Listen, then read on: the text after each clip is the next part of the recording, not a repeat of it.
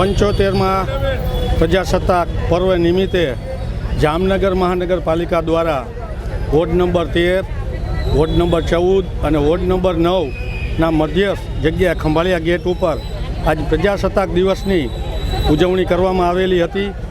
આ પ્રજાસત્તાક દિવસ નિમિત્તે આપણા અનેકો શહીદોની આહુતિને હિસાબે આપણે આજે આ ઉજવણી કરી રહ્યા છીએ।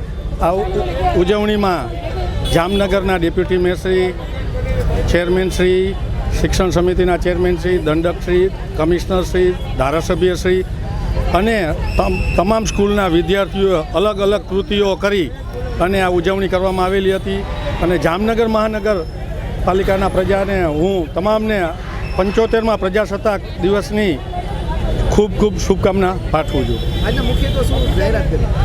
આજે મુખ્ય જાહેરાતમાં જે જામનગર મહાનગરપાલિકામાં અમુક પ્રોજેક્ટો આવવાના છે, રંગમતી નાગમતી પર રિવરફ્રન્ટ, બ્યુટિફિકેશન, પછી 1000 MS ડાયા પાઇપમાં 1200 MLD પાણીનું વિતરણનું, જલ છે નલનું નવા જે પ્રોજેક્ટો આવે છે એનું જાહેરાત કરવામાં આવેલ છે।